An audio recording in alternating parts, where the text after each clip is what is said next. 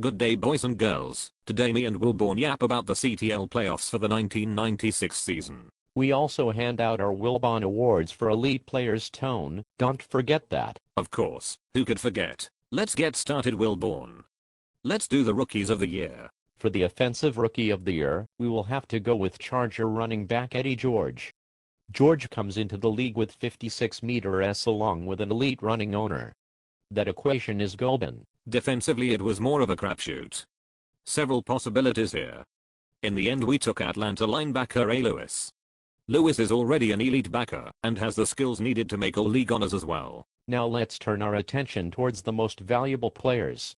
We give one award offensively and one defensively. Since I'm an old man, I went with a young guy here. I'm taking Eddie George again Wilborn.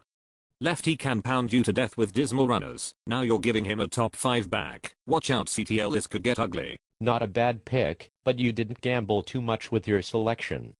Defensively I'm not going to gamble either. Knowing what Opus has turned Gilbert into with his WDF team, Eugene Robinson is in the same mold. Robinson will lead the league in picks, and be a reason why Miami might be holding the Christian Okoye Trophy at season's end as Super Bowl 96 champion. Now for what everyone has been waiting for. Our playoff selections.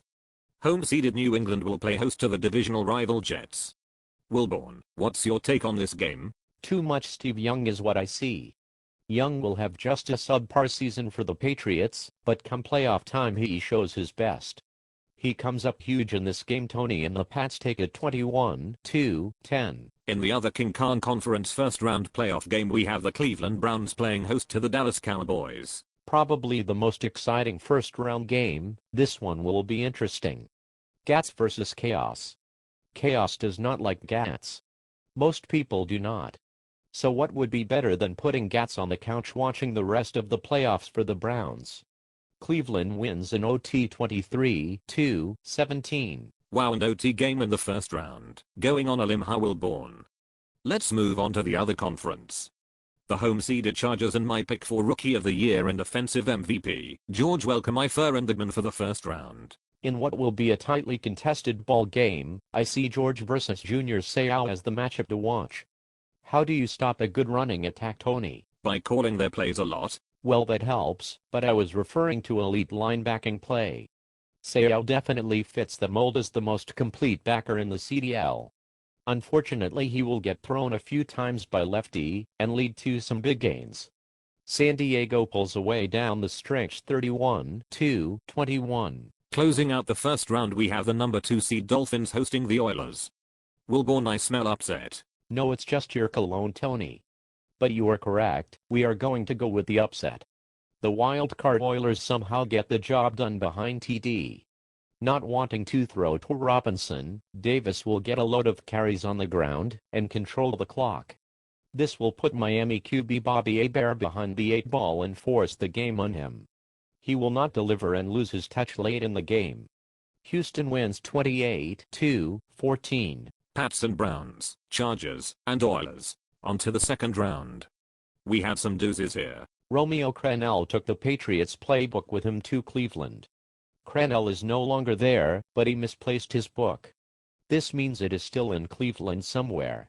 Chaos AD is the suspected recipient of the gift, and will call TSB God's plays quite often. Forcing New England to several third and longs, Steve Young will fall under pressure, and throw 2 picks to Darrell Buckley. Cleveland then plays ball control, and run out the clock and win the game, advancing to their first ever Super Bowl. Cleveland wins 22-17. Nice job Wilborn. Do you have 2 upsets in the conference finals? No Tony, I'm not. Houston will fall victim to the tossing of Eddie George. Lefty will throw canes left and right and get massive amounts of yards on the ground. Who has the better day on the ground, Terrell Davis or Eddie George? Going to go with Eddie on that one tone. George gets close to 200 yards and puts his team in another title game.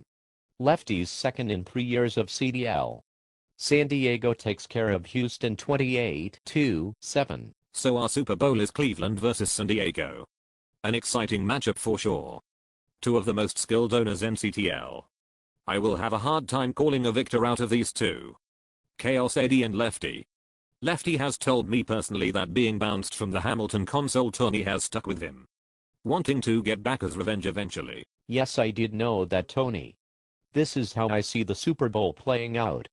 Stan the Man Humphries will be called on to carry more of the responsibility. With George on the team, you're telling me Humphries will be a more important factor in the game? You didn't let me finish, Tony.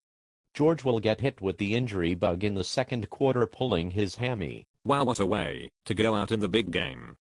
I seem to recall Lefty being the benefactor of the situation 2 seasons ago in his Super Bowl game with the Eagles. Exactly, Terry Allen went down for Philly and the QB could not pick up the slack.